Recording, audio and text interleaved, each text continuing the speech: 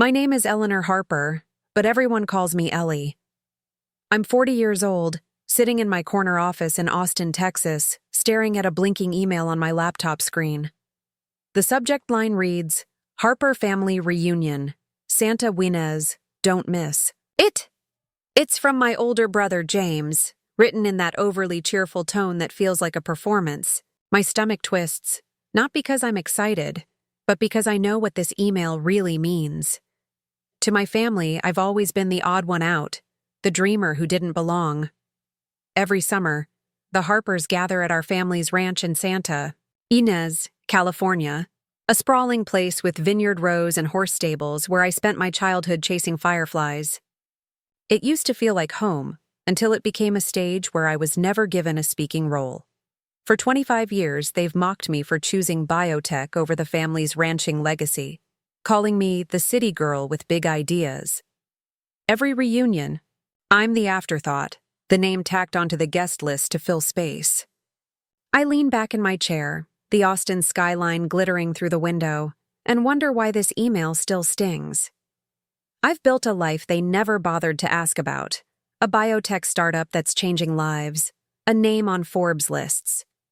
Yet, here I am, hesitating to open an invitation to a place that hasn't felt like mine in decades. Why does a woman who just closed a $500 million deal feel like a kid again, waiting for a family that never shows up for her? That's the question I couldn't shake, not until this summer, when everything changed. At 40, I'm the founder of a biotech startup in Austin that's working on cancer treatments, the kind of thing that keeps me up at night dreaming of breakthroughs. Picture me with short, platinum blonde hair, always in a navy blazer, maybe a little too serious until you get me talking about science or a good glass of wine. I'm the kind of person who plans everything, but no amount of planning could prepare me for my family. To them, I'm not the CEO who's been on magazine covers. I'm just Ellie, the one who ran off to chase pipe dreams instead of staying on the family ranch. The Harpers are old school, rooted in tradition. My parents, Margaret and Robert, built their lives around our ranch in Santa Ynez, California, a gorgeous spread of vineyards and rolling hills where the air smells like sage and leather. My older brother, James, is the golden boy, the one Dad trained to take over the ranch, even though his big ideas always seemed to fizzle out. My sister, Clara, is Mom's pride and joy, the one who can plan a party or whip up a peach cobbler that makes everyone swoon. And then there's me, the youngest, the one who never quite fit. Growing up, Santa Ynez was my whole world. I'd spend hours riding horses or reading under the oak trees, imagining a life bigger than the ranch. But as I got older, that place started to feel like a cage. Every summer, the family reunion would roll around, and I'd watch my role shrink. James got to sit with Dad, learning how to negotiate land deals. Clara was always in the kitchen with Mom, laughing over recipes. Me? I was sent to clean the stables or set tables, my hands smelling of hay while their voices carried from the porch. Ellie's fine, Mom would say, waving me off. She's got her books. I was 12 when it really hit me. One summer, I overheard Clara tell her friends, Ellie's so weird, always talking about science stuff. She's not a real Harper. I stood there holding a pitchfork, my chest tight, wondering what I'd done to be less than them. From then on, I was the background noise to their spotlight. James was the air, Clara was the heart, and I was just there. Good enough to not get scolded, but never enough to be seen. Every year, the reunion emails would come, and I'd brace myself. This time was no different. James's message listed everyone's rooms at the ranch. James and his wife in the main suite, Clara and her kids in the guest wing. And me? A tiny note at the bottom. Ellie, we're full this year. Try the inn down the road. It was the same old line, delivered with a smile. Mom would call later, her voice syrupy sweet. Sweetheart, we just don't want you cramped. Clara's kids need space for their art projects. I'd nod, fake a laugh, and hang up, feeling like a guest in my own childhood. The ranch wasn't just a place. It was where I learned to tie a knot, where I snuck my first sip of wine, where I dreamed of making a difference. But with every reunion, it became a reminder of what I wasn't to them. My assistant, Lena, saw the email on my desk and raised an eyebrow. "Family reunion again?" she asked. I sighed. "Yeah, and guess who's sleeping at the inn?" She shook her head. "They don't know who you are, Ellie. Not even close." Lena was right, but it didn't make it hurt less. I'd spent 25 years trying to prove I was more than their punchline, building a company that saved lives. Yet I was still the kid they sent to the stables. As I stared at that email, something stirred inside me. Not anger, but a quiet resolve. This year, I wasn't going to smile and take it. This year, I was going to change the story. I've always believed hard work could rewrite any story, even mine. At 40, I'm the founder of a biotech startup in Austin that's developing cancer treatments, drugs that could give people more time with their families. I graduated top of my class at MIT, earned a PhD at Stanford on a full scholarship, and built my company from a tiny lab to a name on the NASDAQ. Last year, Forbes put me on their top 40 under 40 list, and I still pinch myself when I see my name in print. But to my family, none of that matters. To them, I'm still Ellie, the kid who abandoned the ranch for some foolish dream. I used to think if I achieved enough, they'd see me differently. I'd stay up late in my dorm, studying until my eyes burned, imagining the day Mom would look at me with pride instead of a polite smile. I pictured Dad asking about my work, not just James's latest plan to expand the vineyard. I dreamed Clara might call, not to borrow money, but to say, "Ellie, you're killing it." But I was wrong. No degree, no award, no magazine cover ever changed how they saw me. Take my parents' 50th anniversary party 2 years ago. I flew in from Boston, where I'd been speaking at a biotech conference. I wore a tailored black dress, carried a bottle of vintage Bordeaux I'd picked up in France, a gift I thought Mom would love. I walked into the banquet hall at a winery near Santa Ynez, the air thick with lavender and laughter. Mom glanced at me and said, "Oh, Ellie, you made it. I figured you'd be too busy with your lab." Before I could reply, she turned to Clara, gushing, "Clara, this dessert table is stunning. You're a natural." I stood there, clutching the wine, feeling like I'd crashed a party I wasn't invited to. Then James stood up to give a toast. My brother, who's burned through 3 failed ventures trying to modernize the ranch, spoke about family legacy like he was Steve Jobs. "We Harpers stick together," he said, raising a glass. "Mom and Dad always believed in me no matter what." The room erupted in applause. Mom dabbed her eyes, Dad clinked glasses with Uncle Pete, and I sat there, forcing down a bite of cold quiche. No one asked about my work. No one mentioned the $200 million deal I'd just closed to fund our latest drug trial. To them, I was invisible. I tried to be part of the family in other ways. Last year, I noticed the ranch's stables looked run down, the wood rotting from years of neglect. I called Mom and offered to pay for repairs. "Oh, James has it under control," she said coolly. "He and his friend are planning something big. We didn't want to bother you, Ellie. You're always so busy." I went quiet on the line. That ranch was where I'd learned to ride horses, where I'd whispered my dreams to the stars. Now I was just a stranger offering a check they didn't want. It wasn't just the big moments, it was the small ones too. Clara would post photos of family picnics on Instagram, all of them laughing under the oaks at the ranch. Mom would comment, "Nothing beats family time." I was never in those photos. Not once. I'd scroll through them in my apartment, the Austin skyline glowing outside, and feel that old ache in my chest. I'd worked so hard to prove I was enough, but to them, I was still the kid they sent to the stables. My best friend Mia saw it all. We'd known each other since high school, when we'd sneak off to stargaze instead of going to parties. One night over tacos, she looked at me and said, "Ellie, you're not the failure in this family. They just can't handle that the one they laughed at built something bigger than all of them. I smiled, but deep down I knew she was right. I'd spent 25 years chasing their approval, thinking if I climbed high enough, they'd have to look up. But every time I reached a new peak, they turned away. That email from James sat open on my screen, the words blurring as I sipped my coffee. Lena, my assistant, poked her head in. "You okay, boss? You've been staring at that thing for 10 minutes. I laughed, a dry sound. "Just family stuff. They want me at the ranch, but not really." She shook her head. "They don't deserve you, Ellie."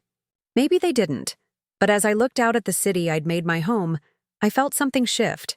Not pain, not anger, just a quiet certainty that this time I wasn't going to let them write my story. I've always been good at solving problems.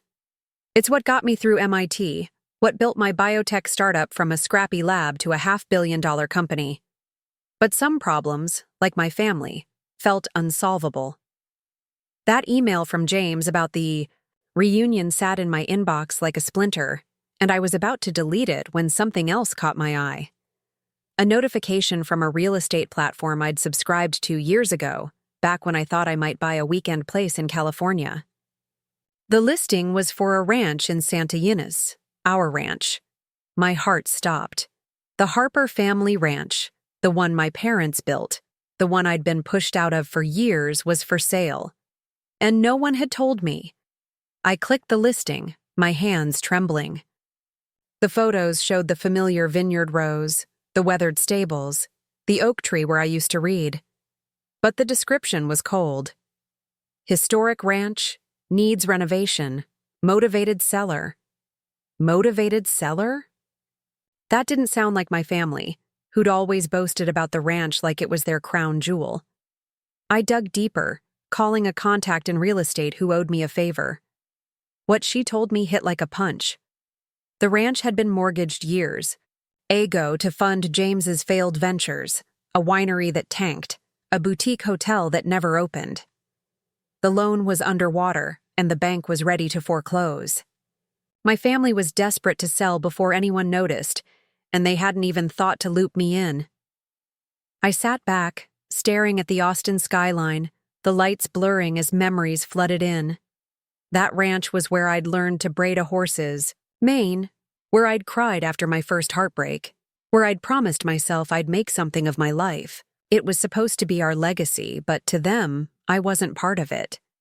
They didn't tell me because they didn't think I cared. Or worse, because they didn't think I could do anything about it. But they were wrong. That night, I couldn't sleep. I kept seeing the ranch slipping away, not just from them, but from me. It wasn't about the land or the money. It was about reclaiming a piece of myself they'd tried to erase. By morning, I'd made up my mind. I called Rachel, my financial advisor, and one of the few people I trusted with my biggest moves. "I want to buy the Santa Ynez ranch," I said, my voice steady. She paused. "Ellie, you sure? That place hasn't been kind to you." I smiled. "That's why I'm doing it. Not for them, for me." Rachel didn't argue. She suggested we use a holding company to keep my name out of it. "No need to tip them off," she said, and I could hear the grin in her voice. "You've always played the long game, Ellie." I laughed, the first real laugh in days. "Let's make it quick and quiet. They don't need to know until I'm ready." Within a week, Rachel had the paperwork moving.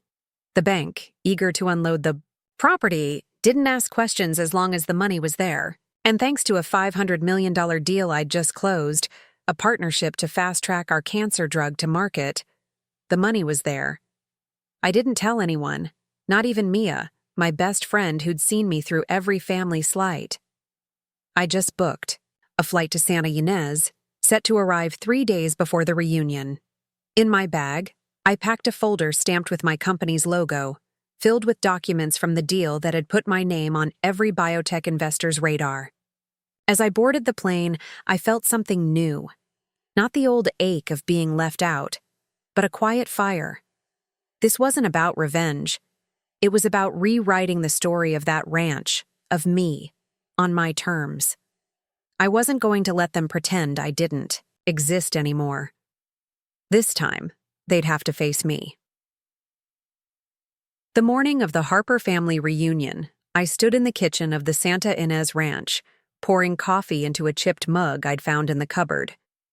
The air smelled like sage and dust, just like it did when I was a kid. I'd arrived 3 days early, not to prepare for a party, but to prepare for something else entirely. On the counter sat a sleek folder with my company's logo, a reminder of the $500 million deal I'd just closed, a partnership that would bring our cancer drug to millions. That deal had made headlines, my name splashed across Bloomberg and CNBC, but my family? They hadn't noticed. To them, I was still Ellie, the one who didn't belong. I heard the crunch of tires on gravel outside. Through the window, I saw Mom's old Suburban pull up, followed by James's pickup and Clara's minivan. They stepped out, laughing, lugging coolers and folding chairs, like this was just another summer at their ranch. My heart raced, but I took a slow sip of coffee, steadying myself. This wasn't their ranch anymore. It was mine. The front door rattled. "James, your key's not working," Mom called, her voice tinged with confusion. I heard Clara try next, then James again, the lock clicking uselessly. I set my mug down, smoothed my navy blazer, and walked to the door. My heels clicked on the hardwood, each step deliberate. I turned the knob from the inside and pulled the door open, letting the morning light spill in. They froze, staring at me like I'd just walked out of a dream they didn't understand. "Ellie?" Mom squinted, adjusting her sun hat. "What are you doing here?" I tilted my head, a small smile on my lips. "Welcome to the Santa Ynez Ranch. Come on in." My voice was soft, like a breeze, but it carried an edge they couldn't miss. James stepped forward, his brow furrowed. "Hold. Up. The key didn't work. How'd you get in? Who gave you a key?" I didn't answer right away. Instead, I gestured to the living room, where I'd laid out a leather folder embossed with the logo of a 5-star resort 10 minutes away. Inside were envelopes, each labeled with a family member's name, each containing a golden key card. "There's something you need to know," I said, turning to Mom, my gaze steady. "This ranch doesn't belong to the Harper family anymore. I bought it a month ago through my holding company. From now on, anything that happens here, reunions, picnics, anything, needs my permission." The room went silent, the kind of silence that hums in your ears. Clara's mouth opened, but no words came out. James laughed, a sharp, nervous sound. "You're joking, right? You bought this place. With what? Your lab money?" I opened the folder and slid my tablet across the table, a news article glowing on the screen. "Eleanor Harper, biotech pioneer, closes $500 million deal to revolutionize cancer treatment." "With equity from the deal I led," I said, my voice calm but unyielding. "If you paid attention to anything outside your own world, you might have seen it."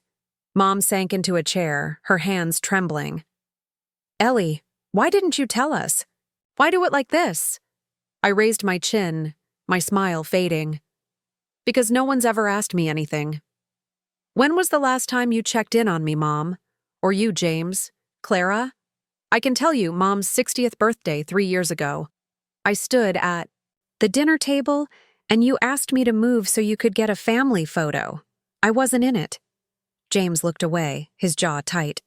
Clara clutched her purse, her eyes darting to the floor. Mom's face crumpled, but I didn't stop. "For 25 years, you've treated me like I didn't matter. You didn't tell me the ranch was for sale because you didn't think I'd care. Or because you didn't think I could save it. But I did." I pushed the resort folder toward them. "I've booked the entire top floor of the Valley View Resort for you. Private suites, a barbecue terrace, even a craft room for the kids. You'll be comfortable. But I'm staying here. I have work to do, and I'm preparing for my move." "Move?" Mom's voice was barely a whisper. "To where?" "London. I said, taking another sip of coffee. I've been named regional director for Europe. I'll be leading our expansion starting next quarter. No one spoke. The weight of their silence felt different now, not dismissive, but stunned. James opened his envelope, staring at the keycard like it was a foreign object. Clara's voice broke the quiet. So, what about the reunion? Are you coming? I shook my head. Not this time. I'll be here, in my home. But don't worry. I'll send photos, like you always did, without me in them. The next morning, I sat on the porch of the Santa Ynez Ranch, the vineyard glowing gold in the sunrise. The silence felt different now, not heavy, but peaceful, like the world was giving me room to breathe. I'd spent the night in my old bedroom, the one they'd stopped saving for me years ago. For the first time, it felt like mine again. My phone buzzed with a text from Mia. "How'd it go?" "You okay?" I typed back. "Better than I expected." And I meant it. Around noon, I heard a car pull up. It was Mom, alone, her shoulders hunched under a faded cardigan. She held a small leather notebook, clutching it like it was her lifeline. I opened the door, and she looked at me, her eyes red-rimmed like she hadn't slept. "Ellie," she said, her voice hoarse, "I'm not here to ask for anything. I need you to have this." She handed me the notebook, its edges worn soft from years of handling. I opened it and my breath caught. Inside were clippings, articles about me from my MIT days to the Forbes list, carefully taped to the pages. There was a photo of me at a conference, mid-speech, and a copy of my PhD diploma. "I thought you didn't care," I whispered, my voice breaking. Mom's lip trembled. "I told myself you didn't need me. You were so big, Ellie, bigger than us. I was scared you'd outgrown me." She paused, tears spilling over. "I was wrong to stay quiet. I've been proud of you every step, even if I didn't show it." I closed the notebook, my heart softening but not fully open. "You chose silence for 25 years, Mom. Pride doesn't excuse that." She nodded, no defenses left. "I know. I just want a chance to learn how to be better." Later that afternoon, Clara and James showed up. Clara wore jeans and no makeup, a far cry from her usual polished self. She held a travel guide to London, her smile tentative. "I heard you're moving," she said. "I thought maybe I could visit? Not to boss you around, just to see you." James stood behind her, holding a folder. "I'm taking a business course online," he said, almost shy. "I'd like your advice, Ellie. Not money, just your brain." I looked at them, the people, who'd once been the center of every family photo I wasn't in. They weren't apologizing outright, but their eyes were different, real, not dismissive. "Things don't change in a day," I said slowly. "But if you want to be family, it starts with listening. No more favorites, no more pushing me to the side." Clara nodded, her voice soft. "I want to try, Ellie. You're my sister." We sat on the porch, the four of us, the vineyard stretching out before us. For the first time, no one fought to be heard. Something shifted in me. Not forgiveness yet, but a door cracking open. I'd spent years chasing their approval, but now I was ready to let them meet me where I stood, on my terms. A week later, I stood in my new office in London, the Thames sparkling below like a ribbon of light. My suitcase was unpacked, my desk piled with plans for our European expansion. The Santa Ynez Ranch was behind me, but not gone. I'd decided to rent it out seasonally, keeping the door open for family reunions, but only if everyone pitched in. No more showing up just to pose for photos. Mom texted me a picture of her, baking bread with a note. "Learning for next summer, Ellie. Good luck in London." Clara sent a selfie from a leadership course, grinning. "See you soon, sis." Even James emailed a business plan, asking for feedback, not funds. As I sipped tea, looking out at the city's pulse, I realized something. For years, I thought success was the answer to their dismissal, that if I built enough, won enough, they'd regret overlooking me. But standing here, with a title, a legacy, and my name in headlines, I saw the truth. Success isn't about making others bow. It's about believing you're enough, even when they don't. Family isn't just where you're born. It's where you're heard, respected, and loved for being you. I opened the door to my family again, not because they earned it, but because I was strong enough to set terms, honesty, equality, no old shadows. The world is wide, and I'm not running anymore. I'm building, living, on my own terms. And if anyone wants to walk beside me, they'll do it with open hearts, or not at all. That's the home I've made, not in a ranch, but in myself.